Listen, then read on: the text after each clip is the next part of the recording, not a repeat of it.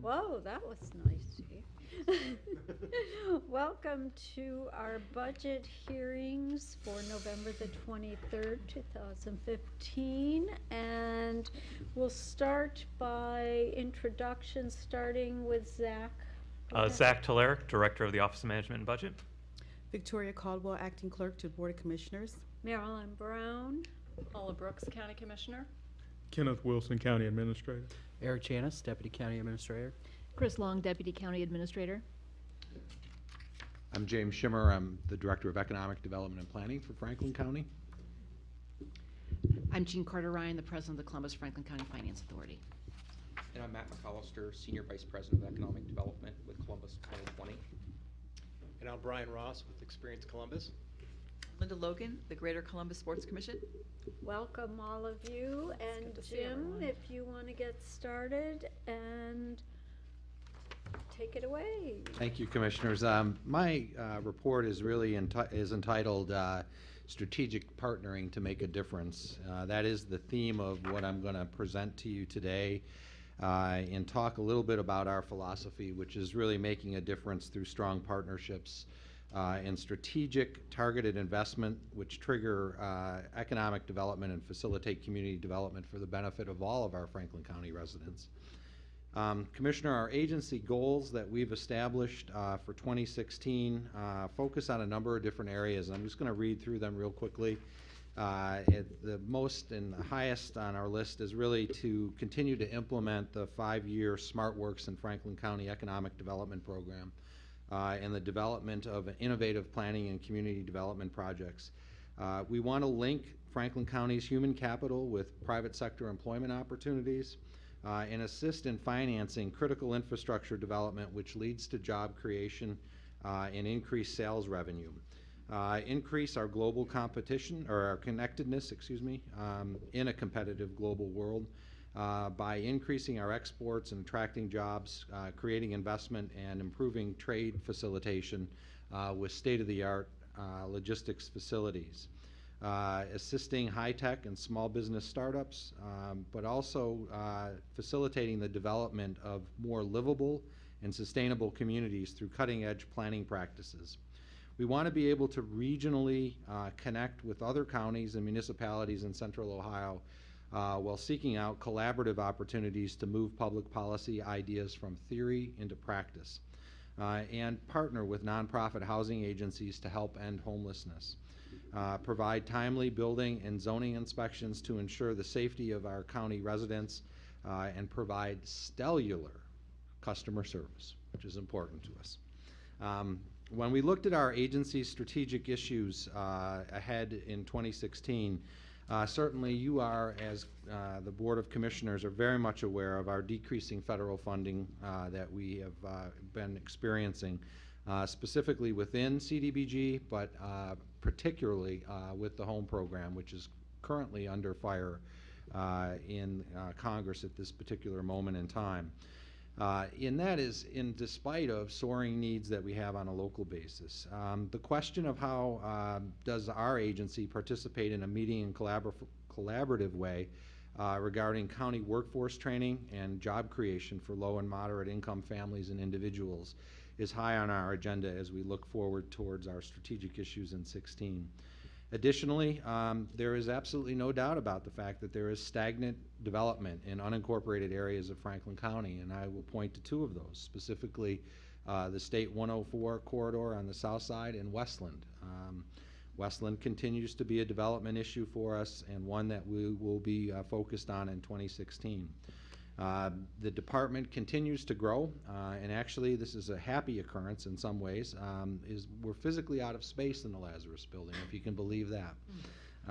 We have taken on a number of different initiatives, and certainly our internship program has grown, but the truth of the matter is that's a minor problem. We also find that generating public interest in serving on boards and commissioners is a strategic issue for us as well. But also ensuring that there is a pipeline of projects for the SmartWorks program in economic development will be another item that we have. Commissioners, our recommended budget for 2016 for the entire Department of Economic Development and Planning is $19 million. 11.1 of those dollars, $11.1 million will come from the general fund, $7.9 million from non-general fund sources. The funds specifically underwrite community development, economic development, planning, and the Community Partners Program, as well as building services. You have a document in front of you which talks about the various focuses of our economic development spending. To save some time, I will tell you that we focus in on 3 different areas. Incubation services, where we're funding Rev 1, a new program called the Downtown Works Program, startup businesses through Increase CDC, and then the idea of pushing forward the United Ways Fresh Food Initiative. But in the financing area, the Infrastructure Works Program, Energy Works Program, ECDI's micro lending program, and the CDC's Franklin County Growth Fund, as well as the Columbus Franklin Finance Authority, known as the Finance Authority. Financing has grown, and our activity in those areas has been targeted to specific programs where we are trying to make certain that we have created revolving loans so that the money we seed comes back to the county and can be reloaned in the future. On our business attraction side, we partner with several organizations, including Columbus 2020, the Greater Columbus Sister Cities International, Experience Columbus, PeopleWorks, and the Workforce Innovation Training Grant. Obviously we have the traditional incentives such as tax abatement and CRA, Enterprise Zone, and TIF. We had a number of really terrific milestones. I'm just going to highlight a few of those for you this year. Certainly the launch of SmartWorks was maybe perhaps our biggest item that we had. But in reality, I think the best news we bring to the table today is the fact that our economy has been really relatively robust. If you look back, September's unemployment rate last year was 4.3. The good news is that it was 3.7 this year. That trend continues to go in the right direction, and when we look back and think about where we were in 2006 and certainly in the recession, the Great Recession, those numbers are very healthy and look very good. But our SmartWorks program, as I've just mentioned to you, is launched. It's fully up and running under the tutelage of our senior program manager, Alex Barris. Specifically, that we've provided the first 3 loans of the Infrastructure Bank to Upper Arlington for a fiber project, to Whitehall for a road improvement project, and to the village of Marble Cliff to assist with a water and sewer project. And the really solid news there is these projects have the potential to generate upwards of 940 new jobs. So, and our vision of the SmartWorks program, especially the Infrastructure Bank, is really solid. Additionally, Commissioners, the PeopleWorks program, staff has met with 30 private sector employers, executed 2 MOUs with Franklin County agencies and JFS and the Children's Services area to provide private sector businesses to place their employees. To date, we've worked with 40 social service agents, clients, and have hired that many. We're expected to go higher by the year's end. And Commissioner Brown, that is something that I think we've tried to make certain we focused on. We're getting our feet underneath us, and we're really making some strong gains in that area. Additionally, the county's first NetG program, which is a program that's established for larger groups of employees that come out of the JFS program, and our clients in those areas, was awarded to Connect Ohio. We'll see 100 Franklin County residents working with that program. And then also in 2015, we had a workforce investment training grant with Columbus Steel Castings, which will train 550 new employees. So that's really some solid news there. Additionally, the Energy Works program was launched in September. We're hoping to make our first loan at year's end with some exciting work coming in 2016. So clearly the SmartWorks program is up and running. It's doing what we said it was going to do, and we're very excited that we're hopeful and excited actually to make certain that that program does exactly what you commissioners saw when we created the program. On the area of new building permits, we've seemed to stabilize. As you recall, 2 years back we had a post-recovery high of 70 new builds. This year we're about 53. That's through September, so our numbers are coming down a little bit. We, over a 10-year period, have averaged about 40 new homes a year, and additionally, our trend in terms of a slowing, I guess, of building in the county is reflected in the fact that we had a decline of 7% in the overall building permits and receipts so far this year. Another program I will mention, highlight, has been the launch of the Downtown Works program with another partner, Heritage Ohio, to help Franklin County's traditional downtowns. And finally, in this area of milestones, the Retail Summit was held in June this year, broke all previous attendance records. This 2016 will be its 6th year, and as Commissioner Brooks will attest to, we had our 2nd annual Lemonade Day, and it was a knockout event celebrating youth entrepreneurship in Franklin County, and it was a lot of fun. But as we look forward, obviously SmartWorks will need to continue in a robust way. We need to continue working with our partners in 3 specific areas that I see coming forward in 2016 with a partner. MORPC, the Mid-Ohio Regional Planning Commission, could be continuing to leverage our investments at Rickenbacker by participating in long-range planning efforts with MORPC for the immediate surrounding areas around the airport. It's been over 20 years since a master plan was done for those areas outside of the airport grounds, and how those communities participate, not only Franklin County, but the other surrounding agencies. And I think, Commissioner O'Grady, this reflects the fact that Franklin County has done its share paying for infrastructure down there, and that we need some regional help as we look forward. As a regional partner, we're looking to MORPC to also think about developing an 11-county infrastructure priority plan, of which Franklin County would participate in. And then finally, Commissioner Brooks, we've talked about an energy strategy for Franklin County that would result in the alignment of ongoing regional initiatives and the development of an energy baseline, goals, and metrics. The ultimate goal will be to drive a reduction in the per capita energy consumption and the increase of clean energy technologies throughout Franklin County. I know that's a lot of words, but the point is that we can't do any of that without our partners, and those partners are definitely seated here at this table today, and I want to turn the presentation over to Jean Carter-Ryan at the Finance Port Authority. Thanks, Jim. Good afternoon, Commissioners. Again, appreciate being here today. As I think we said at the beginning, I've been in front of you quite a bit recently, and I really appreciate your continued support as we work on financings for projects and companies in Franklin County.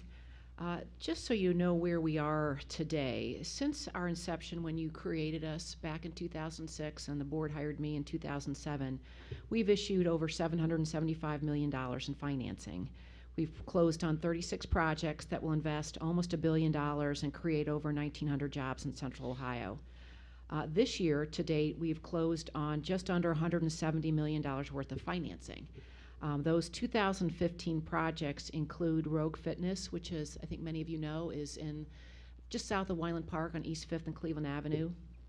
The Wendell Project out in Hilliard, Tuller Flats up in Dublin, the Columbus 106 North Point Distribution Center down by Rickenbacker, the Trinity Lutheran Seminary in Bexley, and the Ohio Capital Fund.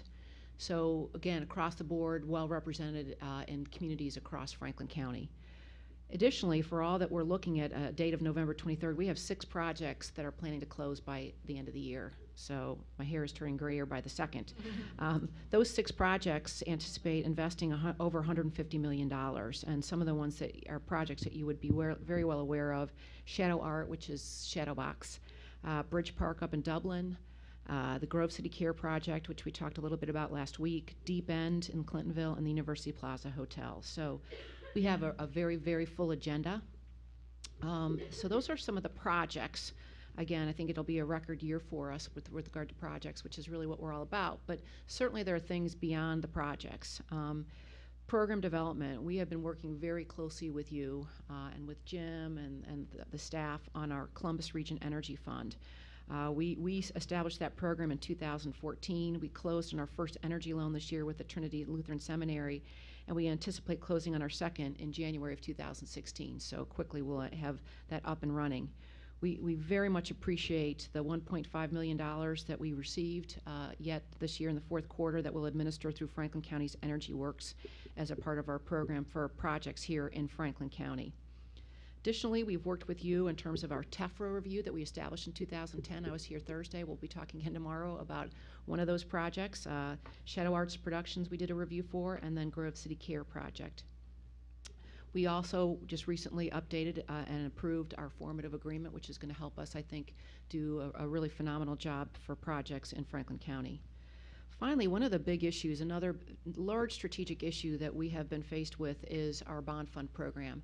As you might recollect, you gave us $1.25 million really before I was hired to the Finance Authority as part of a series of reserves matched by the City of Columbus and then with a loan that we received from the state of Ohio. We have a bond fund program which has not had a rating to allow us to get to the national capital markets. We are very close to that rating. I was in Chicago on Friday, met with Standard & Poor's. We had a really good review with them. We anticipate and hope that we will receive shortly a BBB+ rating of that bond fund program, which is a major milestone for us. So all in all, I think our future is very bright. We have had significant and ongoing support from you and from the members of your team and the staff. Really appreciate that, and I think that you will see again that we're making a difference in the community in terms of the financings that we're able to provide. Thank you, Jean. Thank you, Jean. Commission President Brown, Commissioners Brooks and O'Grady, thank you so much for having the opportunity to be here today. First and foremost, I'd like to thank you on behalf of Kenny McDonald and the whole Columbus 2020 team for your ongoing support of the organization. I believe in front of you, you'll find a report that outlines some of the high-level activities of the organization as well as some progress as it relates to our ongoing 10-year goals. But there's a few things that I would like to highlight this afternoon. First and foremost, the collaboration and cooperation with the County Commission and the county's Economic Development Office is critically important to the long-term implementation of our Columbus 2020 strategy. From the beginning of the strategy's development clear through implementation today, we've worked very close with the County Commission as well as the Franklin County Economic Development Office. And we've also been working in collaboration with many of the partners that are here at the table today. And again, things like collaborative marketing in various parts of our community where we can benefit from visitor marketing as well as business attraction marketing. Connecting companies to programs through the Financing Authority and some of the other programs that you're supporting are all part of the ecosystem that are critically important to the success of growing the economy. And there are many, many examples of where each of the partners at the table today have either led or supported many of the things that are leading to the growth in the county. Some of the projects that our team and again many of those at the table have been involved in are having significant impact on the market. Year to date, there have been 58 economic-based companies that have announced either plans to expand or locate new operations in the county just this year. Those companies represent more than 2,200 new jobs that have been committed to be created. And they also represent more than $1.3 billion in capital investment made just in Franklin County. Now, these numbers are not done. They'll grow. There are a number of projects that are still in the pipeline this year that we have all confidence that will occur. And there are some mega projects like the Amazon deal where these numbers reflect the data center investment, but they don't yet reflect some of the job growth investments and economic investments with their fulfillment centers. So again, these numbers will continue to grow. And I think the Amazon Can I deal, interrupt there for yes. a second? Because these are great salaries, great numbers on the jobs. But just a quick question. We did see that article in the New York Times, and it got bantied about a lot over the last year regarding income segregation in our region. Will some of those jobs be geared towards people that are not, frankly, at the highest level of education, and therefore meet the needs that I think are not really showing up in our unemployment statistics? Sure, and I think as long as there is an unemployment rate, even at the 3.7%, It's the reported There's rate, still and a- we know there are lots of people missing. there's from still a that. lot We of don't work to know. do. There's definitely underemployed individuals in the market, Right. but there are still also unemployed individuals in the market, and I think that's one of the things that's important to note. When you look at some of the projects that have occurred, and I think Amazon's project is probably a good example, there are opportunities for full spectrum of skill levels. And in is those that positions. something Columbus 2020 is going to strategically focus on, so that we make sure that we're really offering people that we work with in our social service side every single day with some genuine, opportunities? Sure. So many of the projects that we work on, we do make efforts to connect with key partners like COWIC and others that have some of the connections with those that might be underemployed or unemployed in the market. So we do make every effort when possible to make the connection to the service providers that can help us identify those individuals that are looking for and need employment. And, absolutely across all spectrums of skill level, it's critically important. We understand that. And we also believe that as we continue to grow the opportunities, all kinds of opportunities that exist, our goal is that individuals, even that might have a job now, can move into a better position and continue to free up employment opportunities for individuals to enter into the workforce. It may be an entry-level position. So it's all part of the comprehensive strategy to definitely impact all kinds of jobs across the spectrum. And Matt, to get to the question that Commissioner Brooks mentioned, it was from the 2020 meetings that I was attending and hearing from the employers on the board saying they couldn't find employees to take the jobs, that we developed the People Works program to get at just that issue. And you've heard those conversations that we were having at the board. It was those jobs at the call centers, at the fulfillment centers, that are a lot of those jobs that are starting livable wage jobs, that we could start people in. That, Jim, we have people from our agencies that are, and Carla, who's in the audience, would be able to contact you, as well as working with COIC to get our folks who are receiving benefits now into those livable wage jobs, and then get further training and move up. And those were the jobs we had talked to the employers on the board about. What kind of training do they need? What do they have to get into those jobs? And it was exactly that caused us to develop that exact program the way it was developed. We just need more of it, and we need it to happen faster. And I hope, my question was, you mentioned Amazon and some of the fulfillment centers that are coming on board. I just hope that that there has been an effort, a strategic effort, as I question, to make certain that we get not just the People Works folks in those jobs, but others who are out there who might not be receiving social services, but are, basically languishing and really want to work. Sure. I mean, so there are a couple of things that I think are very important and are somewhat reflected in the report that's in front of you, but really some of the key things to work on, because we're making great progress. There's no doubt. We're very proud of the progress we're making, but there's still a tremendous amount of work to do. Right. And there's a tremendous amount of work to do in areas that we're aligning with some of the programs that you are launching. For example, prepared communities is one of the things that's critically important to the economic growth and vitality of the entire region. The Franklin County has consistently made some key investments in things like infrastructure, road, rail, air, technology that are preparing the region to be successful and win economic development projects.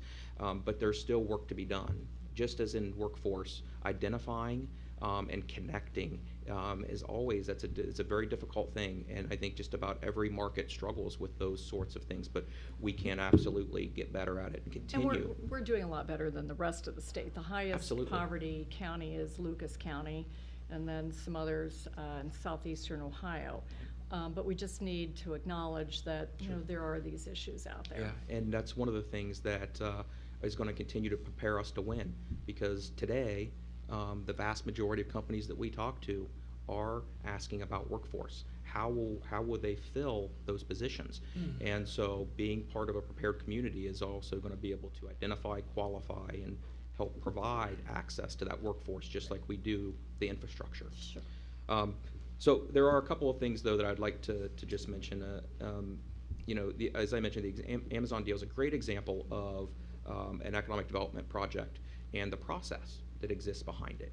There have been significant investments in the Rickenbacker area, for example, that have helped relieve some of the traffic congestion. Without those, projects like that don't occur. We've been able to make a number of investments in technology. And that was the Tiger Grant that really Yes, helped with that. absolutely. And you know, the Vice President came in and others, I mean, that came through the administration, and we're Certainly. very thankful for that.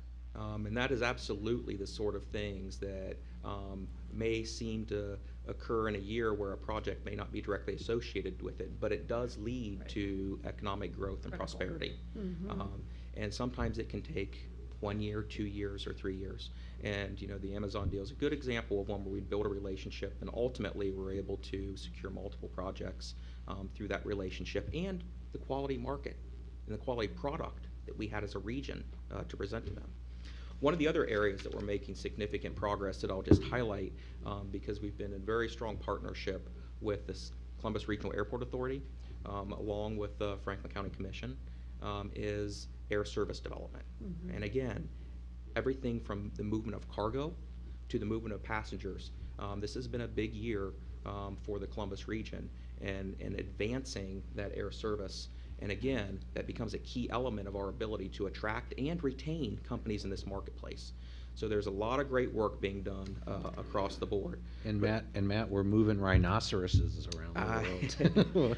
Animals. Seriously? Yes, seriously. We have Rhinos? rhinos have been shipped out of Rickenbacker. I By missed air. that one. Yeah. Wow. Yeah, and actually that's got a great deal of national exposure. It has, So, That's very important. But moving forward, you know, the collaboration is going to continue to be a critical element of our regional success. And whether it's air service development, whether it's infrastructure development, what have you, that's what's really going to drive our growth and prosperity. So I'd like to conclude with just kind of a quick update on where we are with our 10-year goals, because I do think it's important to think about what we've been able to do in a year, but also looking forward over 10 years.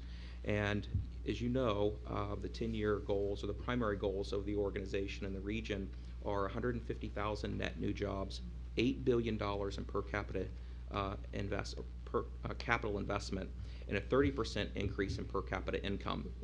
Well, looking forward, today we are at 108,000 net new jobs, which is 72% of the goal. We're at $6.3 billion in capital investment, which is at 79% of goal. And if you look at the average wage of those jobs that have been created in the marketplace that we've tracked, the average wage is $56,000, and that's 46% above the baseline in 2010 that was put forth. So, again, a great deal of progress has been made. There's still a lot of work to do, and we look very much forward to working with Franklin County Commission, Franklin County's Economic Development Office, to ensure that we take control and grow the economy for the future of Franklin County. Thank you. Thank you. Good afternoon, Commissioners.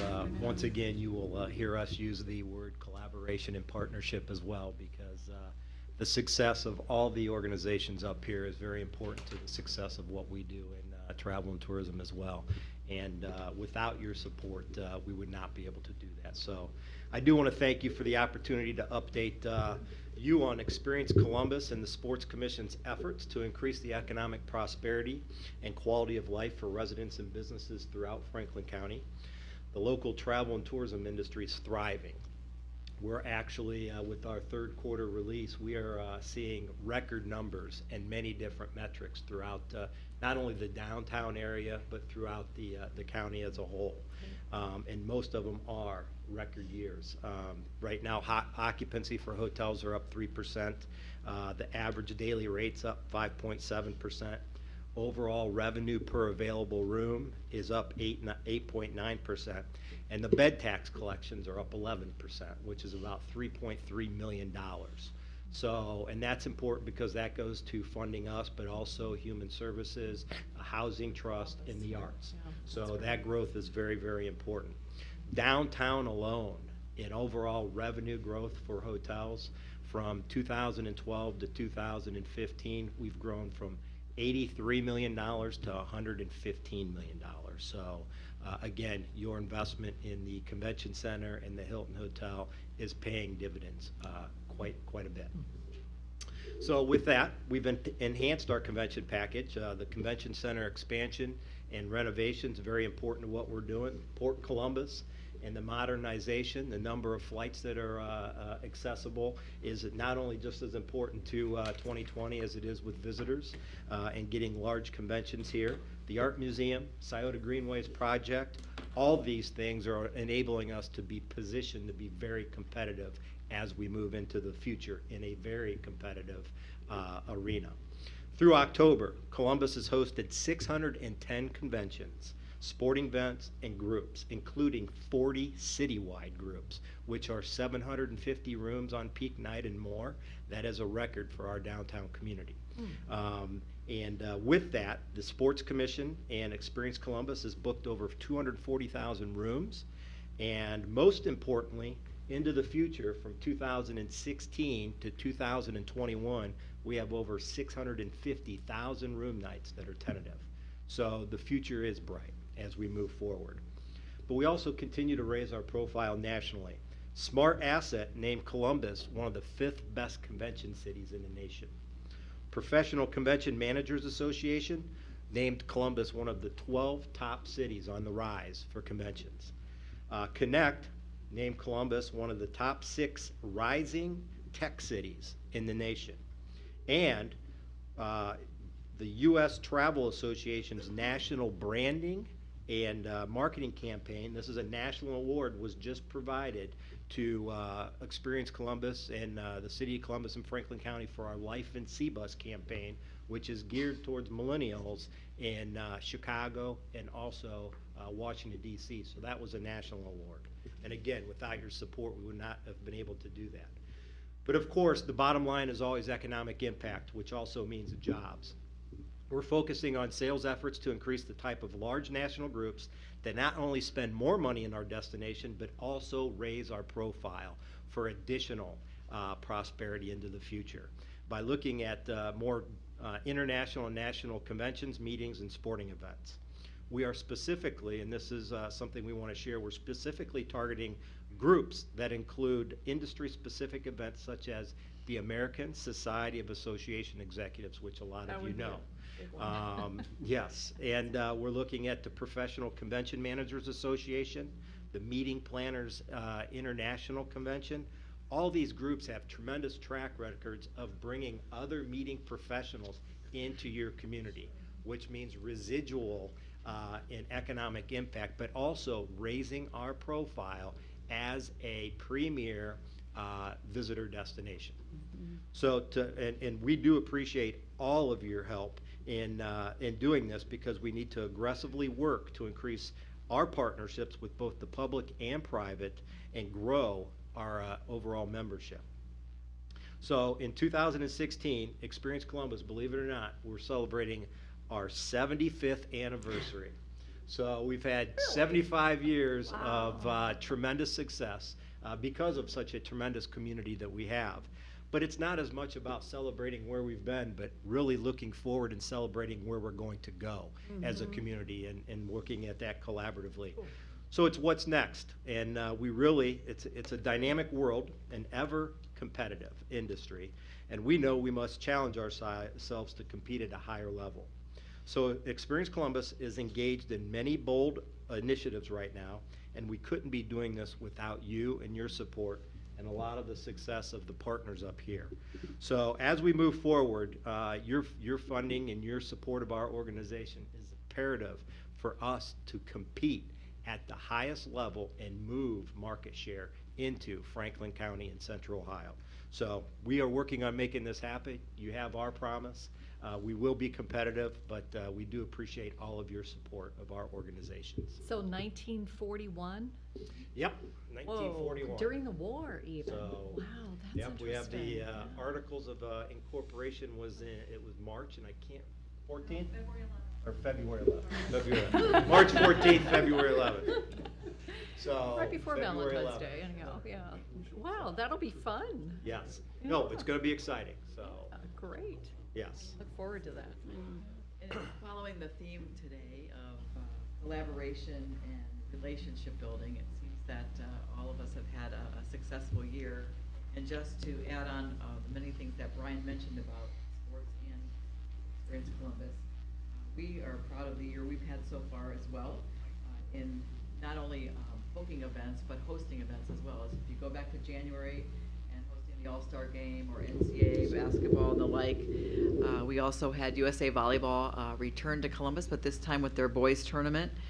We had the NAGA, the Gay Softball World Series, here very successfully again. So that theme of events coming here once, liking it, and wanting to come back continues to really trend for us.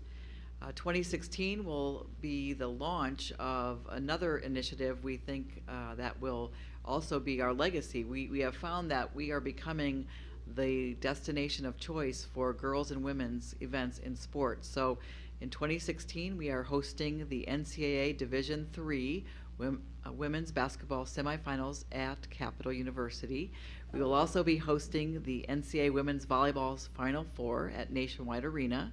In 2017, we're hosting the NCAA Division II women's basketball finals at Ohio Dominican, and then, of course, the women's Final Four in 2018. So we are really hosting the NCAA's marquee women's events coming up in just a very short period of time. So we are finding that some of the programs that we wanted to do for the women's Final Four in 18, we hope to launch next year to really kind of establish us as that destination of choice for girls and women. So you'll be hearing more about that as well. We just learned that USA Volleyball will be returning in 2017 with their big volleyball tournament that was just here 3 months ago. So all of those things, I think, go back to what we have talked about at this table of just planting those seeds, building those relationships, doing a good job when those events are here, and then what we're finding is that they all want to come back. So again, just to reiterate what's happening around the table, we're really proud of the efforts and look forward to our future. Great, good to see our young women coming in. Yes, very much so. Let's go after that D3 women's softball, so. My daughter's There you team- go. My daughter's team's gonna be pretty good. I might be able to watch her here in Columbus. Well, Instead of having to Commissioner, drive to Cleveland all the next bidding cycle for the NCAA will be launching in February of 16. If you recall, it's already been 3 or 4 years that we did that effort the last time, so we'll make sure that we've put a star on that one. Well, Good, what- really good work. What you all show is what we do here in Franklin County and Columbus. We do work together and collaborate, and it's evident in all the work that you're exhibiting here today. And I know you do this every day, so thank you for all you do. Thank you, Jim, for putting this panel together. This is terrific. And I want to say a special thanks to Jean Carter Ryan and the Finance Authority. Oh my gosh, it will be 10 years since we established, as the commissioner who was here back then, I can't believe it's been 10 years. That's amazing. But it's a good thing we did it.